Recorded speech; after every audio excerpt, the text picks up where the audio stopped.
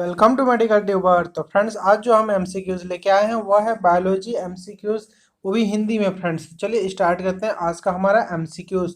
तो फ्रेंड्स पहला क्वेश्चन है, पेशियों में पाए जाने वाली प्रोटीन कौन सी होती है? जी हाँ दोस्तों, तो जो हमारी मसल्स होती है उसमें जो प्रोटीन पाई जाती है वो कौन सा है? ऑप्शन है albumin, globulin and myosin and gluten. तो इसका जो करेक्ट आंसर है फ्रेंड्स वह है मायोसिन। अब देखते हैं फ्रेंड्स सेकेंड क्वेश्चन, एंजाइम्स।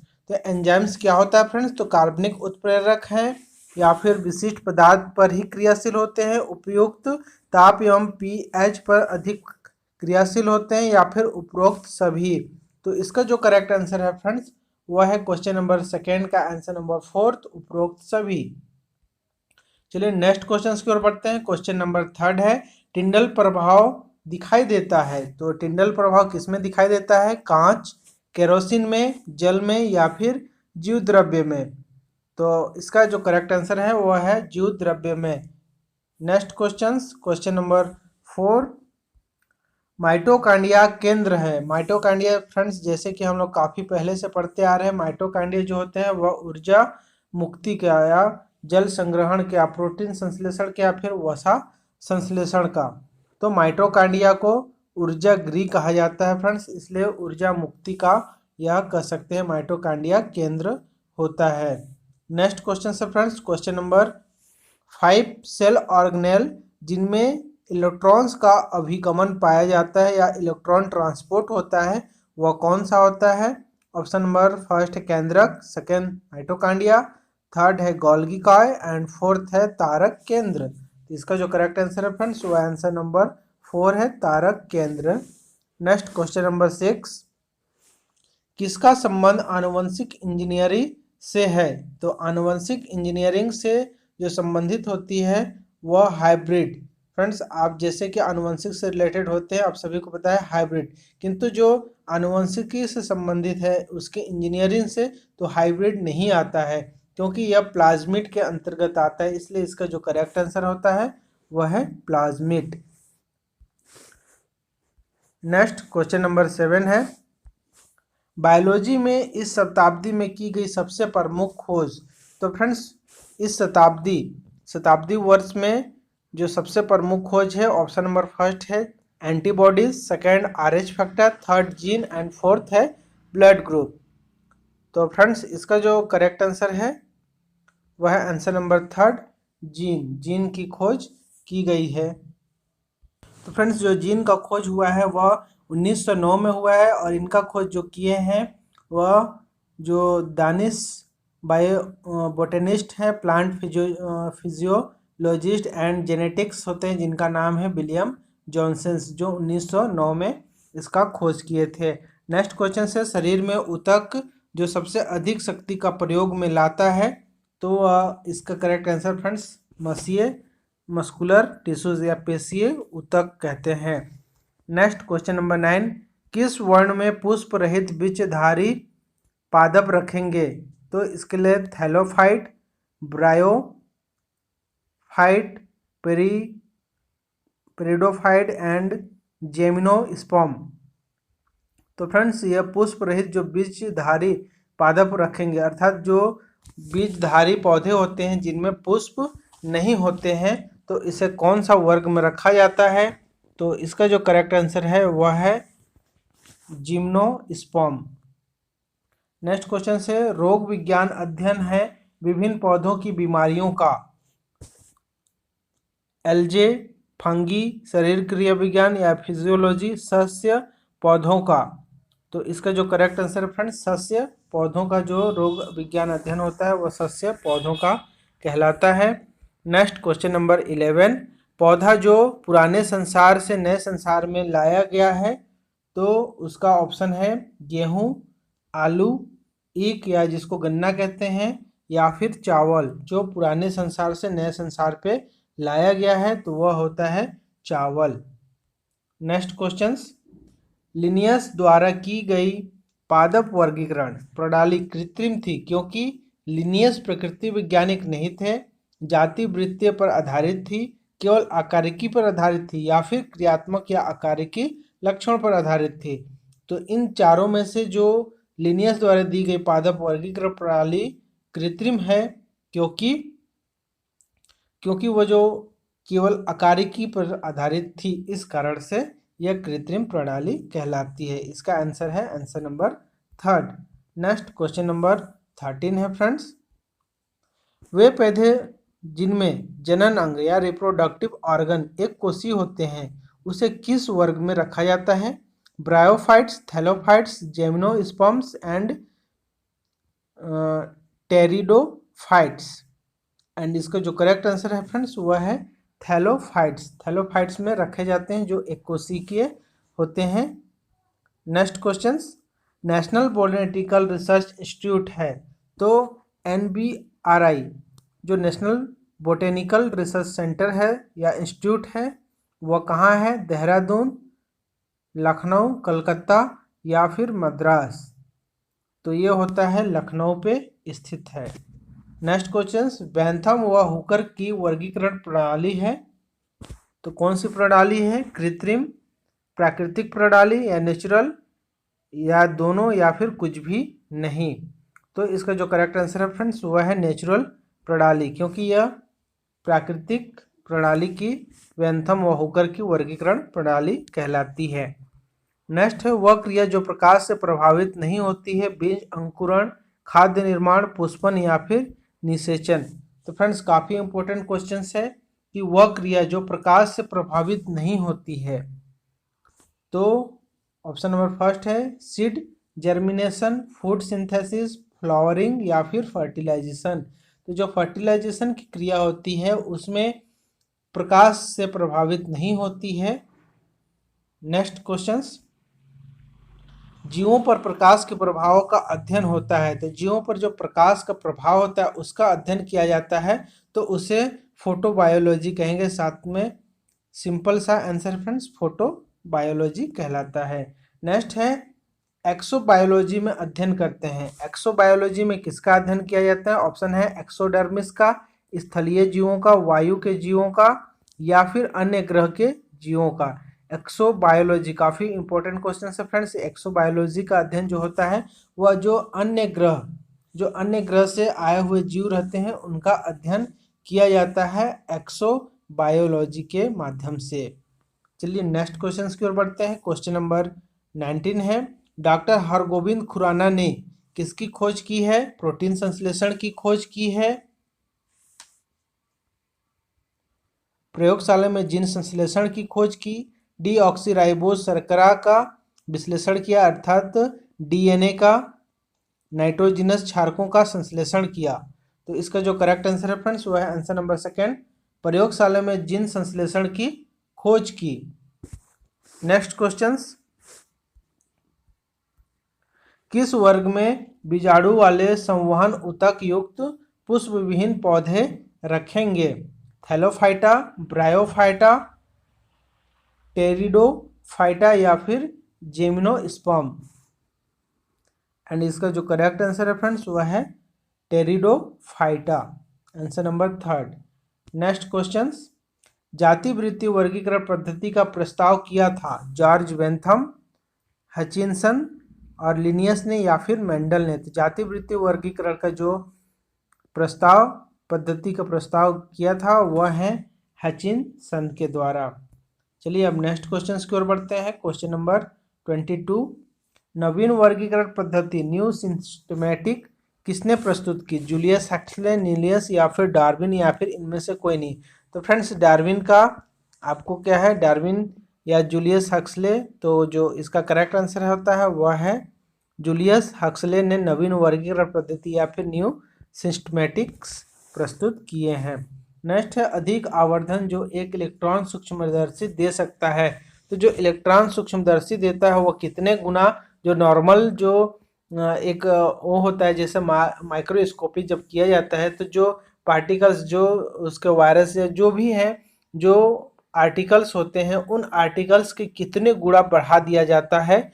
तो फ्रेंड्स इसका जो करेक्ट आंसर होता है, क्योंकि ये हजारों पे नहीं होता है, जो इलेक्ट्रॉन सूक्ष्मदर्शी होते हैं वह लाखों पे होते हैं, तो इसलिए इसका जो करेक्ट आंसर हो जाता है वह आंसर नंबर 4 आ जाएगा। तो फोर्थ में आप देखेंगे यहाँ 2 लाख गुना, तो इसको 1 लाख गुना भी कह सकते हैं।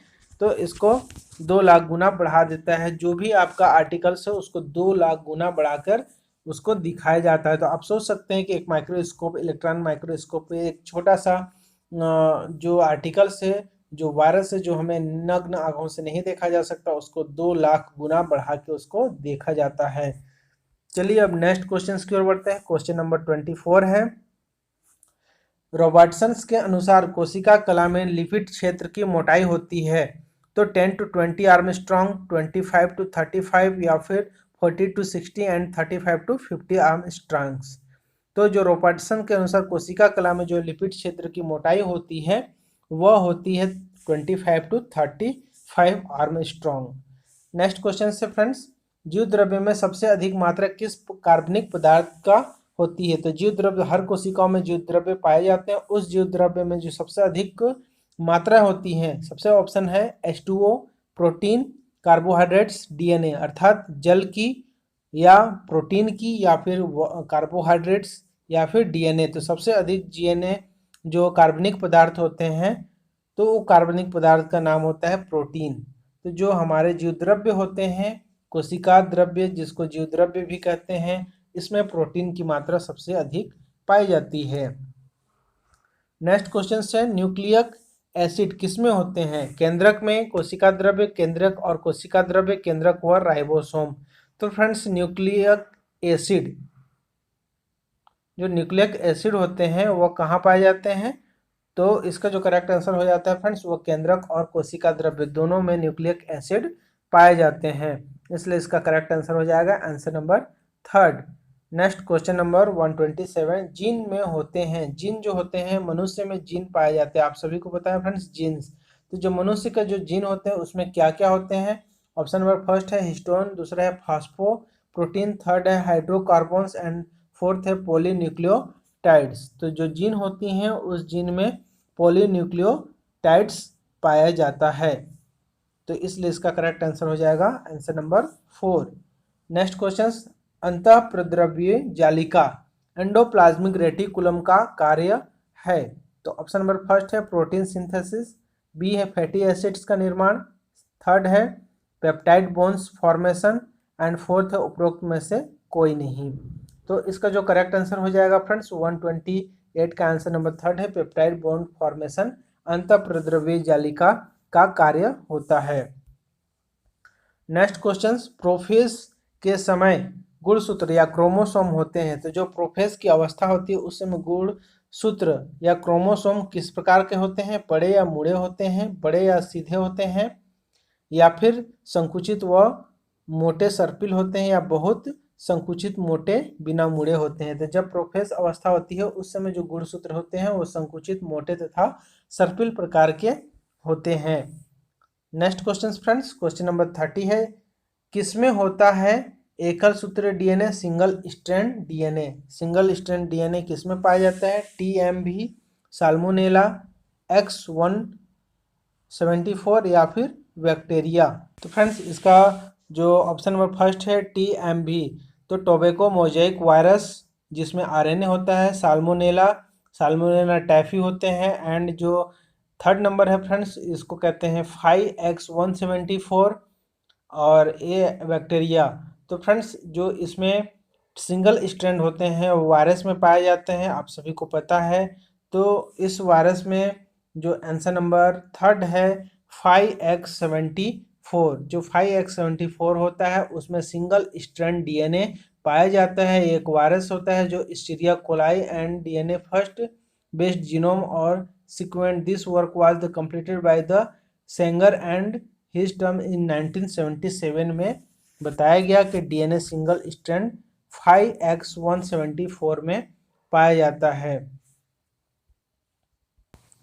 नेक्स्ट क्वेश्चन फ्रेंड्स, इंसुलिन एक कार्बोहाइड्रेट से जो पाया जाता है, तो सॉरी इंसुलिन यहाँ मैंने पढ़ लिया था फ्रेंड्स। जो इनुलिन एक कार्बोहाइड्रेट से जो पाया जाता है अदरक के प्रकंद में, प्याज के बल्ब में, आलू के कंद में या फिर डाहेलिया की गांठदार मूल में। तो इनुलिन एक कार्बोहाइड्रेट से जो पाया जाता है इनुलिन। तो इसका जो करेक्ट आंसर है फ्रेंड्स वह है डाहेलिया की गांठदार मूल में पाई जाती है। नेक्स्ट क्वेश्चन से अर्धसूत्री विभाजन मियोसिस में प्रथम विभाजन होती है, तो प्रथम विभाजन जो होती है वह कौन सी प्रकार की होती है, तो वो होती है क्वेश्चन नंबर 32 का 2 न्यूनकारी। चलिए नेक्स्ट क्वेश्चन की ओर बढ़ते हैं। क्वेश्चन नंबर 133, पादप कोशिका की मध्य पटलिका में अधिकतम होता है पोटेशियम, कैल्शियम, मैग्नीशियम या फिर सोडियम। तो पादप कोशिका की जो मध्य पटलिका होती है उसमें जो पाया जाता है उसकी सबसे अधिकतम जो मात्रा होती है वह है अधिकतम मात्रा कैल्शियम की। नेक्स्ट क्वेश्चन नंबर 34, जैविक विकास कितने वर्ष पहले हुआ, 2 × 10⁶ वर्ष या फिर 20 × 10⁶ वर्ष, 200 × 10⁶ वर्ष या फिर कंटिन्यू। इसका जो करेक्ट आंसर है फ्रेंड्स वह है आंसर नंबर 3। चलिए अब नेक्स्ट क्वेश्चन की ओर बढ़ते हैं। क्वेश्चन नंबर 35, फ्रेंड्स प्लांट्स को प्रतिरोगी कैसे बनाते हैं, तो उनकी जंगली किस्मों से प्रजनन करके, कोल्चिसिन क्रिया द्वारा, तापीय क्रिया द्वारा या फिर हार्मोन क्रिया द्वारा। तो इसका जो करेक्ट आंसर है फ्रेंड्स क्वेश्चन नंबर 35, इसका आंसर है फर्स्ट, उनकी जंगली किस्मों के प्रजनन के द्वारा। नेक्स्ट क्वेश्चन नंबर 36, सूत्र युग्मन साइनेप्सिस के समय प्रत्येक गुणसूत्र में कितने क्रोमेटा होंगे, 2, 4, 8 या फिर 16। Correct answer friends answer number first 2। Next question, वंशागत की स्थानांतरण मुख्य क्रिया है, लिंगी जनन, बहुगुणिता, क्रोमोसोम का विभाजन एंड समसूत्री विभाजन। इसका जो करेक्ट आंसर है फ्रेंड्स वह है क्रोमोसोम का विभाजन। नेक्स्ट क्वेश्चन नंबर 38 है। 38 का क्रोमोसोम्स किसके बने होते हैं, डीएनए, आरएनए, प्रोटीन या फिर उपरोक्त सभी। फ्रेंड्स आप सभी को पता है क्रोमोसोम्स आरएनए, डीएनए, प्रोटीन सभी से मिलके बना होता है। चलिए अब नेक्स्ट क्वेश्चन नंबर 39, म्यूटेशन उत्परिवर्तन किसमें होता है, डीएनए में, आरएनए में, क्रोमोसोम्स में या फिर केंद्रक में। तो इसका जो करेक्ट आंसर होता है फ्रेंड्स वह है डीएनए में म्यूटेशन का उत्परिवर्तन होता है, म्यूटेशन या उत्परिवर्तन होता है। एक संकर क्रॉस में बैक क्रॉस का अनुपात होता है, तो 9:3:3:1 एंड सेकेंड अनुपात है 1:1 एंड थर्ड है 1:2:1, 3:1। तो इसका जो करेक्ट आंसर है आंसर नंबर सेकेंड आ जाएगा। चलिए अब नेक्स्ट क्वेश्चन की ओर बढ़ते हैं। क्वेश्चन नंबर 41, अर्धसूत्रीय विभाजन में काइजमेटा कहाँ बनते हैं, pachytene, diplotene, leptotene and option number 4 है फ्रेंड्स डाइकाइनेसिस। तो इसका जो करेक्ट आंसर होता है वह डिप्लोटिन में पाया जाता है। चलिए अब नेक्स्ट क्वेश्चन, धतूरा एक प्रमाणिक उदाहरण है, तो धतूरा किसका उदाहरण है, ट्राइसोमिक, ट्राइप्लोइड, मोनोसोमिक या फिर मोनोप्लोइड। तो ये होता है ट्राइसोमिक का उदाहरण है। चलिए अब नेक्स्ट क्वेश्चन की ओर बढ़ते हैं। क्वेश्चन नंबर 43, स्तंभ की लंबाई में वृद्धि के लिए उत्तरदायी, तो इसके लिए जो उत्तरदायी होते हैं फ्रेंड्स क्वेश्चन नंबर 43, जिसका करेक्ट आंसर है आंसर नंबर 3, दीर्घकरण व विभज्योतिकी क्षेत्र, region of elongation and meristematic. Next question number 44, संयुक्त समपार्श्विक व वर्धी संवहन पुल, conjoint, collateral and open vascular bundle पाए जाते हैं, तो किसमें पाए जाते हैं, द्विबीजपत्री स्तंभ में। नेक्स्ट क्वेश्चन, पतझड़ के मौसम में पत्तियां पीली हो जाती हैं क्योंकि इनमें जो प्रकाश संश्लेषण नहीं होता, पर्णरहित क्लोरोफिल पौधे के दूसरे भागों में चला जाता है, पर्णरहित अपघटित हो जाता है, या फिर क्वेश्चन नंबर 145 का कैरोटीन की मात्रा बढ़ जाने से पर्णरहित दिखाई नहीं देता है। तो इसका जो करेक्ट आंसर है वह है कैरोटीन की मात्रा बढ़ जाने से पर्णरहित दिखाई नहीं देता है।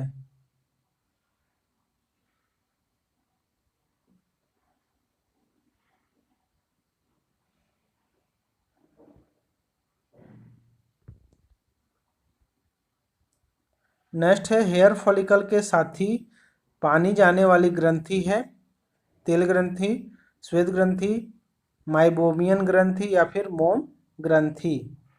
तो इसका जो करेक्ट आंसर है फ्रेंड्स वह है आंसर नंबर फर्स्ट है सीबेसियस या तेल ग्रंथि जिसको कहते हैं।